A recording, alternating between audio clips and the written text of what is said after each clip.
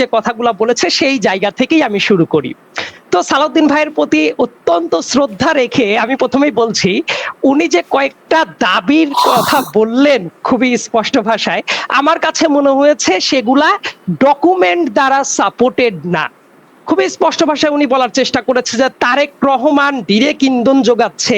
তো হোস্ট যখন আপনি বললেন তাকে যে ডিরেক্ট কোনো প্রমাণ আছে কিনা, সম্ভবত উনি কিন্তু তার প্রত্যুত্তরে ডিরেক্ট কোনো প্রমাণ দেখাতে পারেনি, বা পরবর্তীতে দেখাতে পারলে আমি মেনে নিব যে উনি দেখাতে পেরেছে। আর তারপরের প্রশ্নটা হলো, বিএনপি, জামাত অথবা অন্য কেউ, ছাত্রদল কেউ ঢুকলো কিনা, কেউ কি দলীয় ব্যানারে ঢুকেছে কিনা, দিস ইজ দ্য কোশ্চেন। তো আমি যেহেতু আইনের স্টুডেন্ট ছিলাম, আমি সালাউদ্দিন ভাইয়ের কাছে একটা প্রশ্ন রাখতে চাই, বাংলাদেশের সংবিধান বা আইন বা কোন জায়গায় কি এটা লেখা আছে যে ছাত্র দলের কেউ কোনো ন্যায্য দাবি জানাতে পারবে না, অথবা ছাত্র দলের কেউ যদি ঢাকা বিশ্ববিদ্যালয়ে পড়াশোনা করে সাধারণ আর 5টা স্টুডেন্টের মতো সে কোটা সংস্কারের দাবি তুলতে পারবে না? এটা তো কোথাও বলা নাই। তো এটা যদি আপনারা আইন করতে পারতেন তাহলে আমি মেনে নিতাম যে না, ছাত্রদল অন্য কোনো জায়গায় কথাই বলতে পারবে না, অন্য কোনো দল করে তারা কথাই বলতে পারবে না। সো এ ধরনের কথা তো বলা নাই। আরেকটা গুরুত্বপূর্ণ প্রশ্ন উনি যখন উত্থাপন করলেন যে স্লোগানটাকে টার্গেট করে, এই জায়গায় না আসলে মিসআন্ডারস্ট্যান্ডিং কার হচ্ছে এটা আমার বোঝার খুবই ইচ্ছা। সবার খুবই আপত্তি যে ছাত্ররা কেন এইটা বলছে, আমি কে তুমি কে, রাজাকার রাজাকার। এটা তো হওয়ার কথা ছিল না। আমার কাছে মনে হয় এই জায়গায় যারা আছেন সবাই এটা একমত হবেন। আমিও এটাতে একমত প্রদর্শন করি যে সাধারণ শিক্ষার্থীদের তো এইটা বলার কথা ছিল না যে আমি রাজাকার আমি রাজাকার। রাজাকার শব্দটা তো একটা ঘৃণিত শব্দ ছিল, কেন বলতে হলো এই প্রশ্নটা কেউ কেন করে না। আপনি যদি পেছনের কারণটাকে প্রশ্ন না করে শুধুমাত্র একটা অংশ নিয়ে ইফেক্টটাকে নিয়ে প্রশ্ন করেন, সে বিশ্লেষণ তো সত্যি হতে পারে না। বরং প্রশ্নটা করা উচিত ছিল, আমি সালাউদ্দিন ভাইয়ের কাছে একটা প্রশ্ন রাখতে চাই, প্রাইম মিনিস্টারের ওই জায়গায় যখন আলোচনাটা হলো, আলোচনাটা হওয়ার পরে সে বাইনারি ডিজিটে কেন চলে গেল? একজন সাংবাদিক সেও জিজ্ঞেস করলো এবং তার উত্তরও কেন এই ধরনের হলো যে মুক্তিযোদ্ধার সন্তান বিপরীতে রাজাকারের সন্তান। তো যার বাবা মুক্তিযোদ্ধা না, তাহলে কি প্রত্যেকেই বাইনারি ডিজিটে চিন্তা হবে? সো এই যে যারা আন্দোলনটা করছে তাদেরকে তো তাহলে ওই বাইনারি ডিজিটে কি ছাত্ররা নিয়েছে, নাকি যারা ওই প্রেস কনফারেন্সে ছিল এবং যিনি উত্তর দিয়েছেন তারা করেছে? সো এই প্রশ্নটা তো আমাদের করতে শেখা উচিত। এবং আরেকটা প্রশ্ন যেটা ছিল, আপনি ধরেন পরীক্ষার একটা প্রশ্ন, এমসিকিউ কোনো প্রশ্ন, তার অপশনে দিলাম আমি 2টা অপশন, যে রাজাকারের সন্তান এবং মুক্তিযোদ্ধার সন্তান, অন্য কোনো অপশনই তো দেওয়া নাই ওই জায়গায়। তো যারা মুক্তিযোদ্ধার সন্তান না, তাহলে তারা কি? তো বাই ডিফল্ট তাদের এই জন্যই আতে ঘা লেগেছে যে আমরা তো অধিকার চাচ্ছি, আমাদেরকে তাহলে ওই বাইনারি ডিজিটে কেন রাজাকারের সাথে তুলনা করা হচ্ছে। এবং এটারই তারা প্রোটেস্ট করেছে, এবং সেই প্রোটেস্টের তো ভাষা, স্লোগানটা তো আপনারা শুধুমাত্র 2 লাইন ব্যবহার করছেন। 2 লাইনও ছিল, একই সাথে তো আরো অনেক এক্সটেন্ডেড স্লোগানও ছিল। যেমন ওই যে আমি কে তুমি কে বলছিল রাজাকার রাজাকার, তারপর কিন্তু আবার অনেক স্লোগানে এটাও ছিল কে বলেছে কে বলেছে স্বৈরাচার স্বৈরাচার। তো এই অংশটা বলেন না কেন আপনারা? আবার এটাও তো বলেছে ওই স্লোগানের সাথে, এটাও ছিল যে চাইতে গিয়ে অধিকার হয়ে গেলাম রাজাকার। তারা তো আসলে রাজাকার দাবি করে নাই, তারা আসলে ওইটাকে রেটরিক হিসেবে কখন ইউজ করছে সেই জবাবটা দিতে গিয়ে।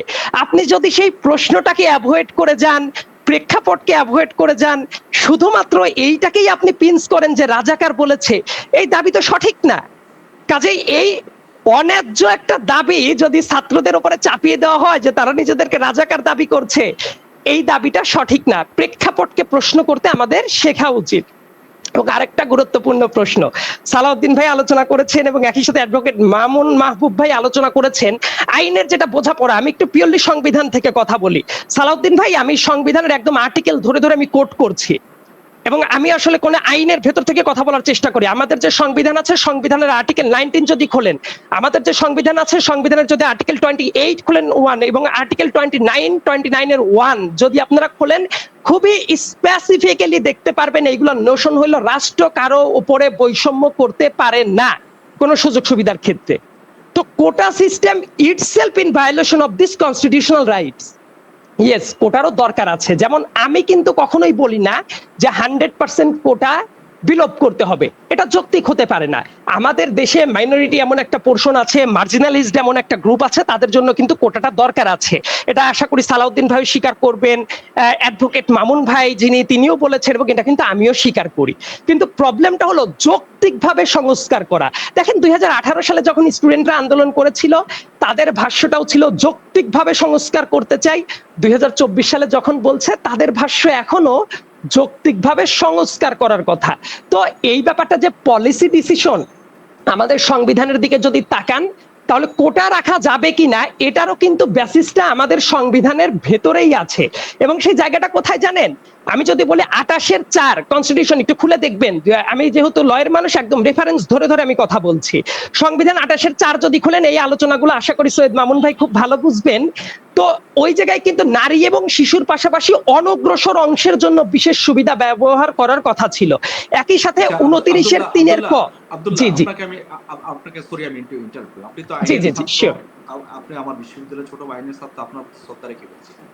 আপনি যেহেতু আইনের ছাত্র, এই যে বর্তমান যে জটিলতাটা সৃষ্টি হয়েছে, সেটা তো একটা কোর্টের আদেশের মাধ্যমে। যে আমি আসবো সালাউদ্দিন ভাই, আমি এই জায়গাতে আসবো। না না আব্দুল্লাহ, আমি আপনাকে বলি, আপনি যেহেতু আইনের মানুষ, বুঝেন, আপনাদের মধ্য থেকে একজন গিয়ে এটার বিরুদ্ধে আপিলটা করলেন না?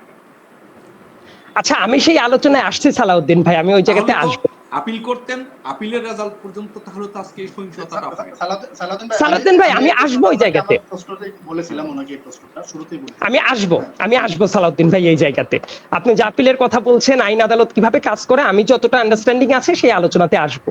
তো আমাদের সংবিধানের 29-এর, আমি ওই যে 28-এর কথা বললাম, যে জায়গায় অনগ্রসর অংশের জন্য বিশেষ সুবিধা রাখা যেতে পারে, আমাদের সংবিধানের 29-3 ক, এই জায়গাতেও কিন্তু কোনো অনগ্রসর গোষ্ঠীকে কোটা দেওয়ার ব্যাপারে, মানে সেই পারমিসিভ ব্যাপারটা আছে, কোটার ব্যাপারটা কিন্তু রাইট না, এটা মনে রাখা দরকার। অনেকে এটা বুঝতে ভুল করে। যেমন আপনার সমাবেশ করার অধিকার, আপনার মত প্রকাশের অধিকার, ধর্ম পালনের অধিকার, সম্পত্তি পালনের অধিকার, এইগুলা হলো টেকেন ফর গ্রান্টেড, মানে মানবাধিকার। কিন্তু কোটার ব্যাপারটা হলো প্রিভিলেজ, সরকার ইচ্ছা করলে দিতেও পারে, নাও দিতে পারে। এই প্রিভিলেজের ব্যাপারটা কি আসলে জানেন? Doctrine of political question, state policy. আর আইনের ভাষায় স্টেট পলিসিগত ব্যাপারে নরমালি কোর্ট কখনোই ইন্টারফেয়ার করে না, আনটিল অর আনলেস কোন আইন যদি এমন হয় সেটা যদি ডিরেক্ট কনস্টিটিউশনাল ভায়োলেশনের দিকে চলে যায়। তো যেটা ডক্ট্রিন অফ পলিটিক্যাল কোশ্চেন, এটা তো সরকার ঠিক করবে কোটা কতদূর থাকবে বা না থাকবে। আমি আমার কথার সাপোর্টিভ ডকুমেন্টও দিয়ে দিচ্ছি সালাউদ্দিন ভাই। 2018 সালে কোটা সিস্টেম যখন পুরোপুরি বাতিল করা হইলো, যদিও সাধারণ শিক্ষার্থীদের আন্দোলনের বেসিসে এটা ছিল না বাতিল করা, সেই বাতিলটা কে করেছিল? নির্বাহী বিভাগ করেছিল। এমনকি হাইকোর্টের যে জাজমেন্টটা প্রকাশিত হয়েছে, সেই জাজমেন্টটা যদি আপনি পড়ে দেখেন, এই কোটার কত পার্সেন্ট থাকবে, মানে বৃদ্ধি করা যাবে, হ্রাস করা যাবে, অথবা কিভাবে রাখা যাবে, সেটা ডিসক্রিপশনে সরকারের পর দেওয়া আছে, because this is doctrine of political question. আর এই পলিসি ইস্যুগুলা রাষ্ট্রের নির্বাহী বিভাগ ডিল করে। এবং আপনি যদি এখন বলেন যে তাহলে এই ব্যাপারগুলা কোর্টে এখন পেন্ডিং অবস্থায় আছে, কোর্টে পেন্ডিং আছে কিসের পরিপত্র? আমি আবার আপনাকে ক্লিয়ার করে দিচ্ছি। কোর্টে পেন্ডিং আছে 2018 সালের 4 অক্টোবর যে পরিপত্র সরকার জারি করেছিল, যে কোনো কোটাই থাকবে না কোন চাকরিতে? প্রথম এবং দ্বিতীয় শ্রেণীর চাকরিতে। তার মানে ওই পরিপত্রটা এক্সক্লুসিভলি ফর প্রথম এবং দ্বিতীয় শ্রেণীর চাকরি।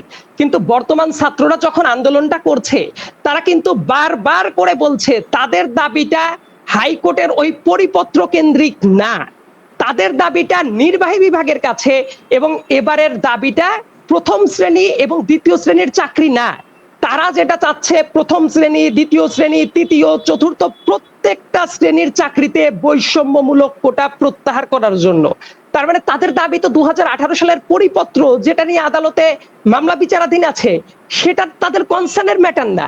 তাদের দাবি টোটালি ফ্রেশ একটা পরিপত্র বা আইন পাশ করা, যার বেসিসে বাংলাদেশের প্রত্যেকটা শ্রেণীর চাকরিতে, মানে সর্বস্তরের চাকরিতে কোটা থাকবে না। তো এই ব্যাপারটা যদি কেউ না বুঝে মনে করে ছাত্ররা ওই পরিপত্র নিয়ে আন্দোলন করছে, তখন আপনি কোর্টের ব্যাপারটা বলতে পারেন। স্টিল একটা ব্যাপার আছে, আমি ওই যে বললাম যে ডক্ট্রিন অফ পলিটিক্যাল কোশ্চেন কোনটা, সরকার এর আগে কোর্ট বহুবার করে এ ধরনের ঘটনা যখন ঘটেছে, policy matter issue, court entertain করে নাই। তো সরকার একটা আইন করুক, সরকার যদি সদিচ্ছা থাকে, সালাউদ্দিন ভাই খুবই গুণমুগ্ধ ভক্ত, সো আমিও যেটা বিশ্বাস করি সাধারণ শিক্ষার্থীদের প্রতি যদি তাদের সেই স্নেহ থাকতো, মমত্ব থাকতো, তারা যদি এই ধরনের আনওয়ান্টেড সিচুয়েশন অ্যাভয়েড করতে চাইতো, তারা প্রত্যেকটা শ্রেণীর চাকরিতে বৈষম্যমূলক কোটা ব্যবস্থা বাতিল করুক, তাহলেই তো ঘটনা শেষ হয়ে যায়। এবং এই জায়গায় একটা না কথা আছে, প্রথম শ্রেণী এবং দ্বিতীয় শ্রেণীর চাকরিতে যে কোটাটা দেখেন, তৃতীয় এবং চতুর্থ শ্রেণীর চাকরিতে সেই বৈষম্যটা আরো প্রবল। আপনি যদি রেলের চাকরিতে দেখেন, রেলে পোষ্য কোটা কত জানেন সালাউদ্দিন ভাই? রেলে অন্যান্য কোটা তো আছেই, পোষ্য কোটাই শুধুমাত্র 40%। আপনি যদি প্রাইমারি স্কুলের সার্কুলেশনটা দেখেন, এদের কোটা কত জানেন? 80% কোটা আছে। সো এই যে এই কোটাগুলো তো অন্যদের ক্ষেত্রে বৈষম্য তৈরি করছে। এবং আরেকটা ইন্টারেস্টিং ইনফরমেশনটা দেই, যেটা আসলে অনেকেই মিস করে যায়। কোটার লিগ্যাল বেসিসটা কি জানেন? এবং যারা যারা আদালতে এই যে রিট করেছিল প্রথমে, তারাও একটা ব্যাপার মিস করে গেছে। তারা যেটা বলার চেষ্টা করছিল, আমাদের সংবিধানের মনে করে দেখবেন 150 আর্টিকেলকে তারা কোট করেছে। 150 আর্টিকেল আমার মনে হয় তারা ঠিকমতো পড়েও কখনো দেখে নাই। 150তম আর্টিকেলটা খুলে যদি কেউ দেখে, তাহলে দেখবেন এইটার নোশন হলো অস্থায়ী বেসিসে এবং ক্রান্তিকালীন সময়ের জন্য করা। এটা কেন করা হয়েছিল সেই স্টোরিটা কিন্তু আমাদের জানা দরকার। আসলে আমরা ঠিকমতো পড়াশোনা করি না তো, এবং যারা ধরেন যে এর বিপক্ষে অনেক সময় কথা বলে বা যারা রিড করেছে। আমার একটা প্রশ্ন, স্পেসিফিক জি। প্রশ্ন ছিল আপনার কাছে। আপনাদের মধ্য থেকে, যেহেতু এটা কোর্টের মাধ্যমে এই সমস্যাটা সৃষ্টি হয়েছে, তা আপনাদের মধ্য থেকে কেউ এটা নিয়ে কোর্টে যায় নাই কেন, বা কোর্টে যেতে ইচ্ছুক নয়? আমি আপনাকে কোর্টে যেতে, আচ্ছা ঠিক আছে সালাউদ্দিন ভাই, আমি আপনাকে, আপনি যেহেতু আইনের ছাত্র, আমি আপনাকে ল দিয়ে একটু সাপ্লিমেন্ট করি আপনার বোঝার জন্য। আপনার বিপক্ষে আমি না, আপনার জাস্ট সাপ্লিমেন্ট করার জন্য। শোনেন, একটা ল আপনার সাথে অ্যাড করছি। বার্মা অয়েল কোম্পানিকে যখন ইয়ার সাথে যুদ্ধ হয়, তখন ইংল্যান্ড বার্মা অয়েল কোম্পানিকে ধ্বংস করে দেয়। হ্যাঁ, ধ্বংস করে দেয়। তখন বার্মা অয়েল কোম্পানি কি করে? মামলা করে ক্ষতিপূরণের জন্য। সালাউদ্দিন ভাই, আমাদের সময়টা, সালাউদ্দিন ভাই, আপনার সময়টা আপনি বললেন বিষয়টা, তখন তখন কিন্তু ওরা কিন্তু কোর্টের কাছে যায়, কোর্টের কাছে যাওয়ার পরে কোর্ট বার্মা অয়েল কোম্পানিকে ক্ষতিপূরণ দেওয়ার জন্য রাষ্ট্রের বিপক্ষে গিয়ে কোর্ট বার্মা অয়েল কোম্পানিকে ক্ষতিপূরণ দেওয়ার জন্য রায় দেয়। ঠিক আছে? তো কোর্ট চাইলে রাষ্ট্রের বিপক্ষে হোক পক্ষে হোক, কোর্ট একটা ইন্ডিভিজুয়াল বডি, কোর্ট একটা না, কিন্তু সালাউদ্দিন ভাই, কোর্ট থেকে কিন্তু সংক্ষিপ্ত রায় দেওয়া হয়েছে। সালাউদ্দিন ভাই, কোর্ট থেকে সংক্ষিপ্ত রায় দেওয়া হয়েছে, যেটা সাইদ আব্দুল্লাহ তো মিস করেছেন বা ওনার আলোচনায় বলবেন। সরকার চাইলে কোটার কমাতে পারে বা বাড়াতে পারে। সো কোর্ট দায়িত্বটা সরকারের উপরে দিয়ে দিচ্ছে। এটা পলিটিক্যাল কোশ্চেন। আমি তো প্রথমেই বলছি সালাউদ্দিন ভাই, আমি যদিও প্রশ্নের উত্তরটা পরে দিতাম, আমি এখনই দেই। এক একটা মামলার নেচার এক এক রকম। আপনি যেমন ওই সাইডে ক্ষতিপূরণের মামলা, ড্যামেজের মামলার কথা বলছেন, আর এইটা হলো ডক্ট্রিন অফ পলিটিক্যাল কোশ্চেনের মামলা, পলিসি ম্যাটারের মামলা। মামলার কিন্তু নেচার এক এক রকম।